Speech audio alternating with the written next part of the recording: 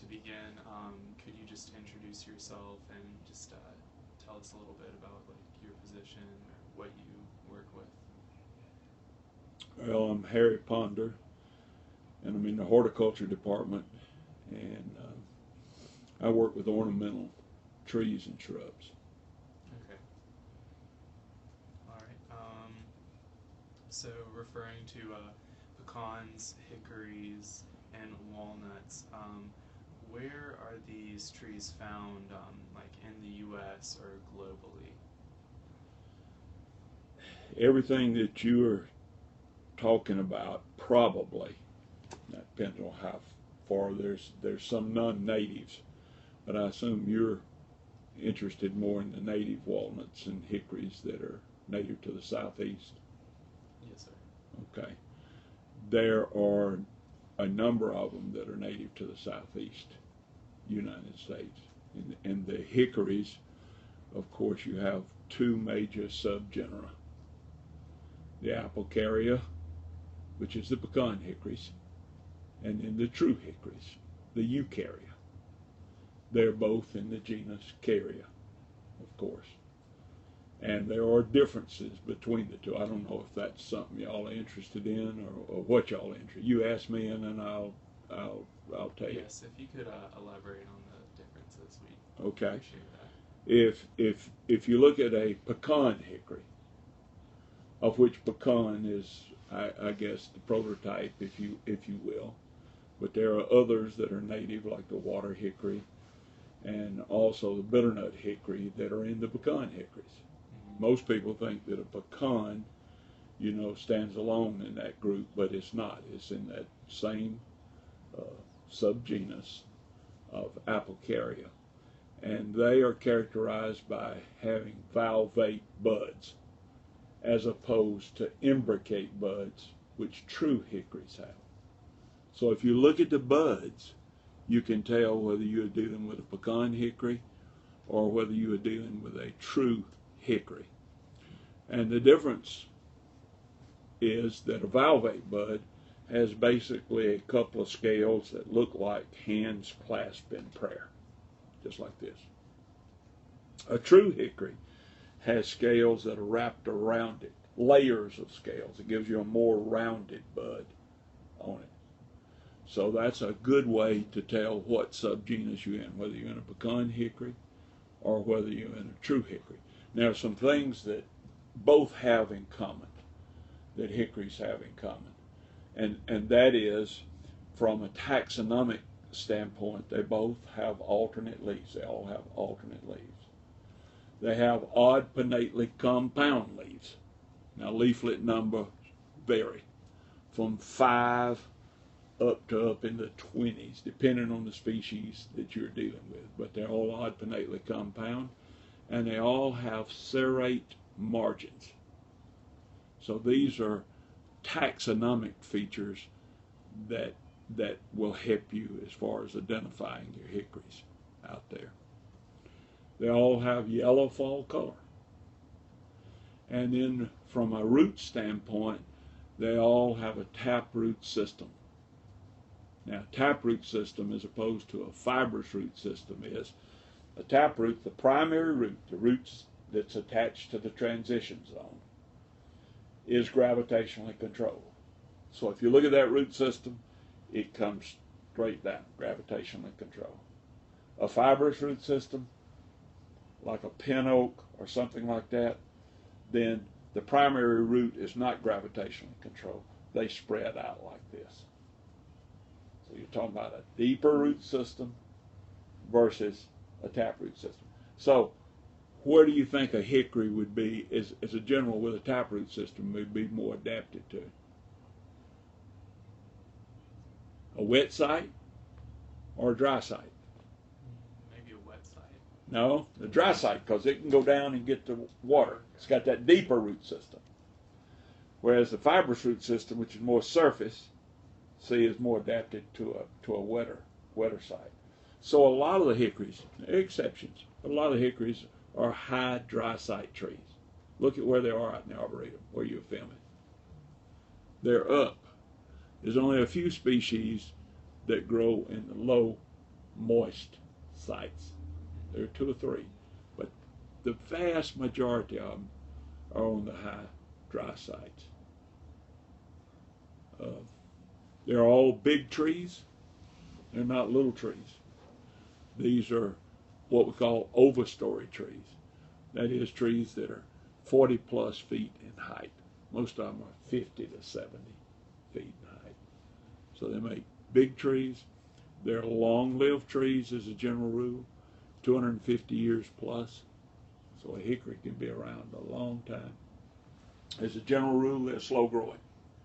They're not real fast growing, and because they have this taproot, they're harder to transplant. So you don't see many hickories. When you see a new planting at new buildings here on campus, you don't see any hickories in there. The reason you don't is because of difficulty in transplanting. Now we have some growers that are root pruning them.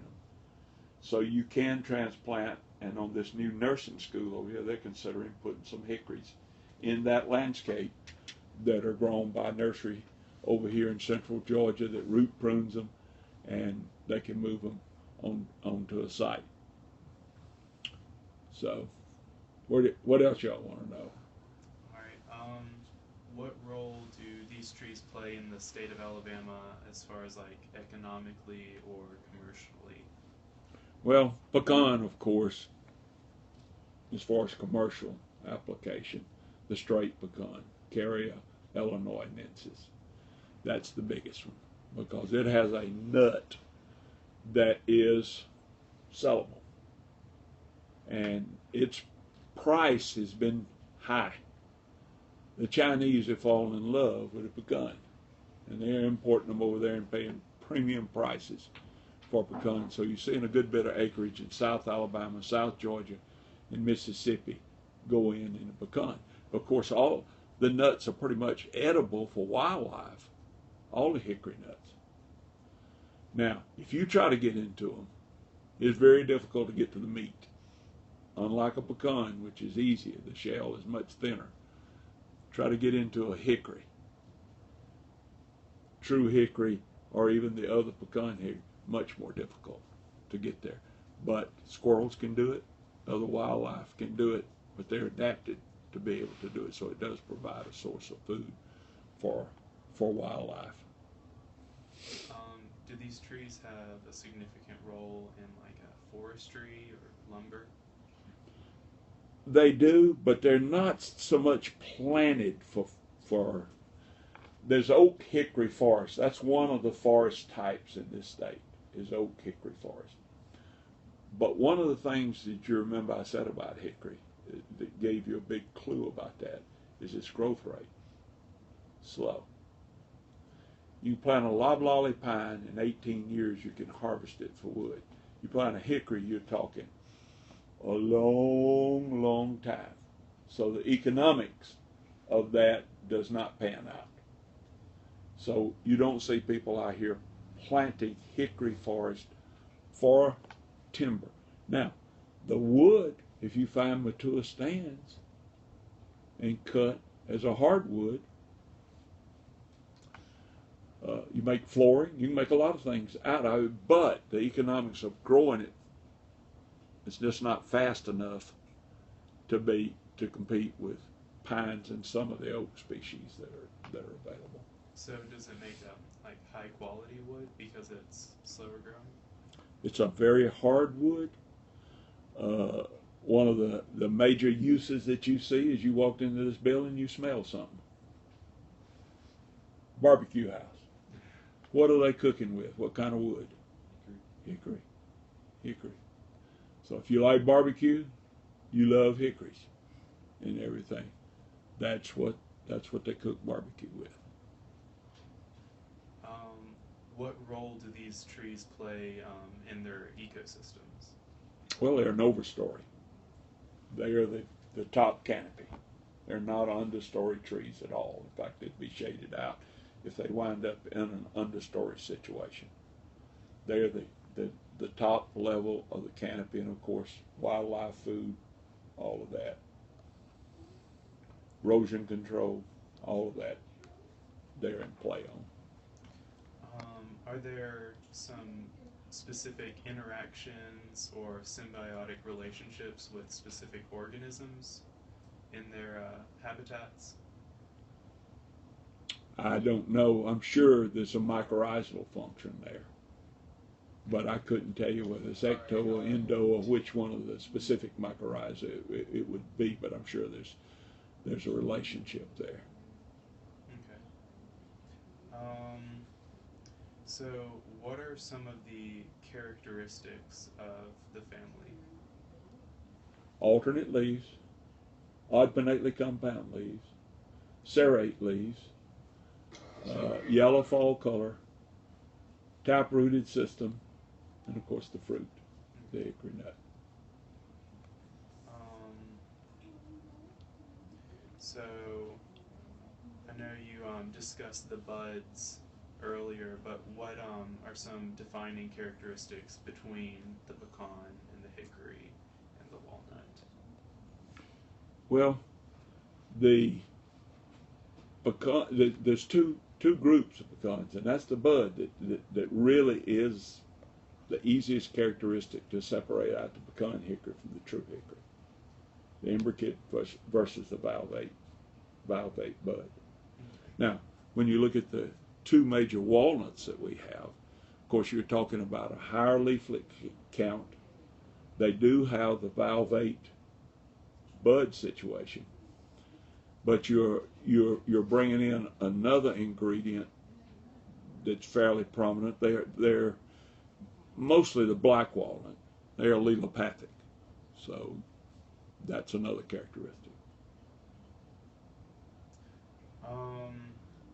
So are there some like highlights of the life cycle, like stages of growth, that are significant?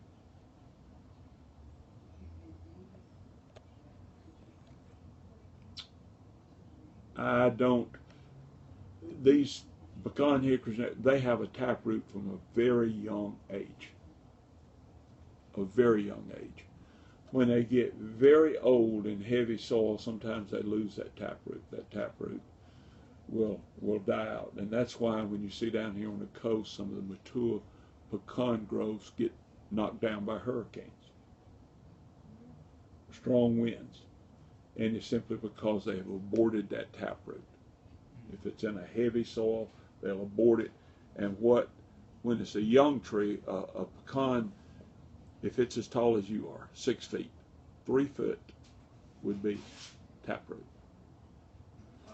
half of it.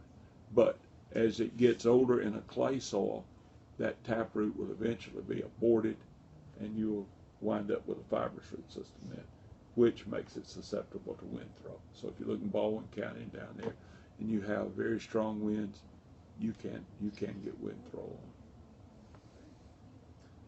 As far as like seasonal life cycles, when do they bud, flower, release fruit, lose leaves? All right. When you look at the flowers, are you familiar with the flowering characteristics of a hickory? If you could explain that. Okay. The male flowers are catkins.